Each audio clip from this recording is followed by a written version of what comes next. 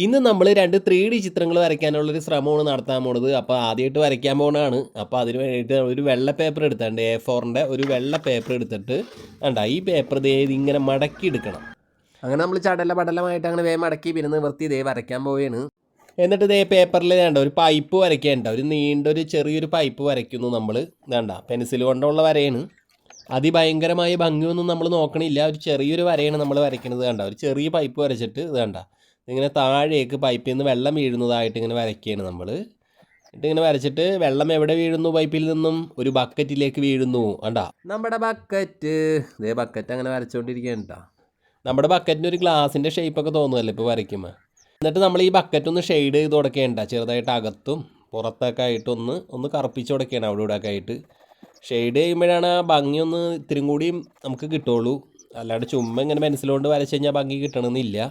ചക്ക ചക്ക ചക്ക ചുക്കു ആണ് വേഗത്തിൽ അങ്ങനെ നമ്മളങ്ങനെ പൈപ്പ് അങ്ങനെ കറുപ്പിച്ച് കൊടുക്കുകയാണ്. അപ്പോൾ നമ്മുടെ പൈപ്പ് ഒന്ന് മൊഞ്ചനായി വരുന്നുണ്ട് കേട്ടോ ഷെയ്ഡ് ചെയ്ത് കഴിഞ്ഞാൽ. ഇപ്പോൾ പൈപ്പിൻ്റെ അകത്തുനിന്ന് വെള്ളം താഴേക്ക് വീഴുന്നതും കൂടി നമ്മളിവിടെ കറുപ്പിച്ച് കൊടുക്കണ്ട കേട്ടോ. നമ്മളിവിടെ പേന എടുത്തിട്ടുണ്ട് കേട്ടോ. ഒരു പേന കൊണ്ട് കേട്ടോ വര ഒന്നും കൂടി കറുപ്പിക്കുന്നത്. ഒരു കറുത്ത മഷിയുടെ ഒരു പേന എടുത്തിട്ടുണ്ട്.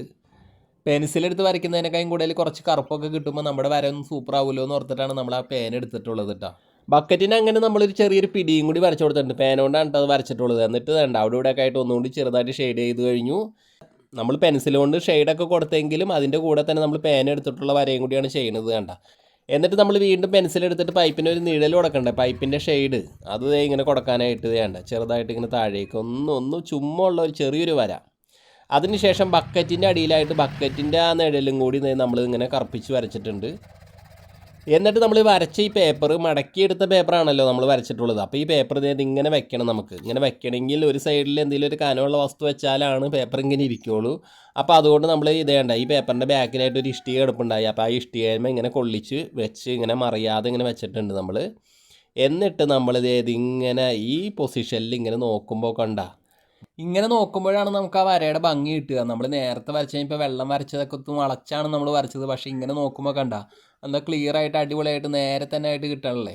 അപ്പോൾ നമ്മൾ ഇങ്ങനെ നോക്കുമ്പോൾ നമുക്ക് വ്യത്യസ്ത ഒരു കാഴ്ചയായിട്ട് നമുക്ക് തോന്നും. അതാണ് ഈ വരയുടെ ഒരു പ്രത്യേകത. അതാണ് ഇതിനെ 3D വര എന്ന് പറയാൻ കാരണം. നമ്മൾ ബക്കറ്റ് വെള്ളം നിറഞ്ഞ് നിൽക്കുന്നത് വരച്ചിട്ടില്ലേ, ആ ബക്കറ്റിൻ്റെ സൈഡിലായിട്ട് തന്നെ ബക്കറ്റിൻ്റെ മേലെ കൂടിയൊക്കെ ഒരു ഉറുമ്പ് കിടന്ന് പാറി കളിക്കണ നോക്കി. അവനങ്ങനെ ഓടിപ്പാഞ്ഞ് നടക്കുകയാണ്. ഫൈറ്റ് സിനിമകളിലൊക്കെ സീനുകളെ പോലെ അങ്ങനെ വേഗത്തിൽ അങ്ങനെ ചടലോ പിടലോമായിട്ട് അങ്ങനെ ഉറുമ്പ് ഇങ്ങനെ പാഞ്ഞ് കളിച്ചുകൊണ്ടിരിക്കുകയാണ് ഇവിടെ.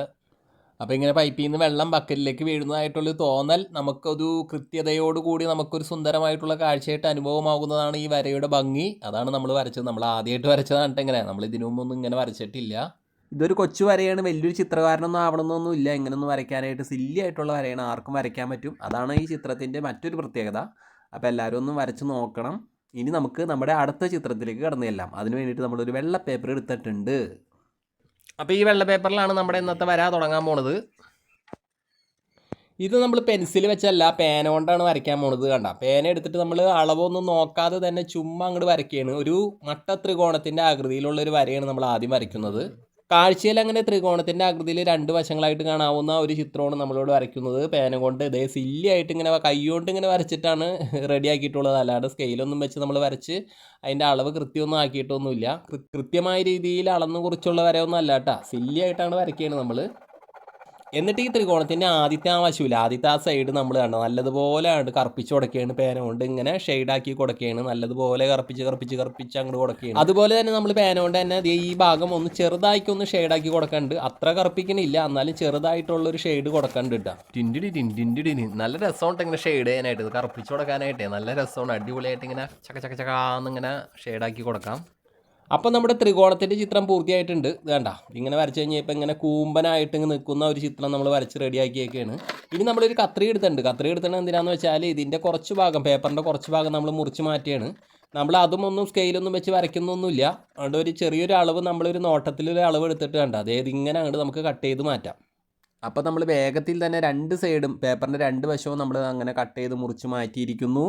ഇനി നമ്മൾ സ്കെയിൽ എടുത്തിട്ടുണ്ട് കേട്ടോ. ഈ സ്കെയിൽ വെച്ചിട്ട് വേണ്ട വെള്ള പേപ്പറിൽ നമ്മൾ ഏതിങ്ങനെ താഴേക്ക് വരയിട്ട് എടുക്കുകയാണ്. ഇങ്ങനെ നമ്മൾ വരയിട്ട് എടുക്കുമ്പോൾ നമുക്ക് വരയുള്ള ഒരു പേപ്പറിൻ്റെ അകത്ത് ഈ ചിത്രം വരച്ചതിൻ്റെ ഒരു ഭംഗി നമുക്ക് കിട്ടും. അതാണ് ഇതിൻ്റെ പ്രത്യേകത. അപ്പോൾ നമ്മളങ്ങനെ വെള്ള പേപ്പറിൽ അങ്ങനെ വരയിട്ട് കഴിഞ്ഞപ്പോൾ ഈ ചിത്രം പൂർത്തിയായി കഴിഞ്ഞിരിക്കുന്നു. സില്ലിയായിട്ടുള്ള ചിത്രം വരയാണ്. നമ്മൾക്ക് വലിയൊരു വര ഒന്നും വേണ്ട, ചെറുതായിട്ടുള്ളൊരു വര മാത്രം മതി. അപ്പോൾ നമ്മൾ എന്താണെന്ന് വെച്ചാൽ ഈ പേപ്പറിൻ്റെ അകത്തുള്ള ചിത്രം നമ്മൾ കണ്ട താഴെയോ എവിടെ വേണമെങ്കിലും നമുക്കിങ്ങനെ വെക്കാം കേട്ടോ. ഇങ്ങനെ വെച്ചതിന് ശേഷം ഇതിങ്ങനെ നമ്മൾ നോക്കുമ്പോൾ ഇങ്ങനെ കിട്ടുന്ന കാഴ്ച അനുഭവമാണ് നമ്മുടെ 3D ചിത്രത്തിൻ്റെ ഭംഗി എന്ന് പറയുന്നത്. ഇപ്പോൾ ഈ ചിത്രം കാണുമ്പോൾ എങ്ങനെയുണ്ടെന്ന് നോക്കിയേ, എങ്ങനെയുണ്ടെന്ന് പറഞ്ഞു കൂട്ടുകാരെ പറ എങ്ങനെയുണ്ട്.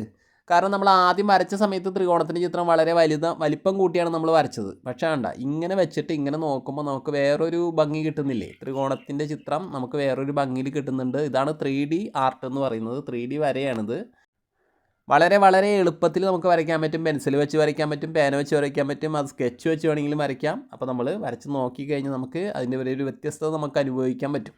അപ്പോൾ എല്ലാ കൂട്ടുകാരും വരച്ച് നോക്കണം കേട്ടോ, വരയ്ക്കാതിരിക്കരുത്, വന്ന് വരച്ച് നോക്കണം.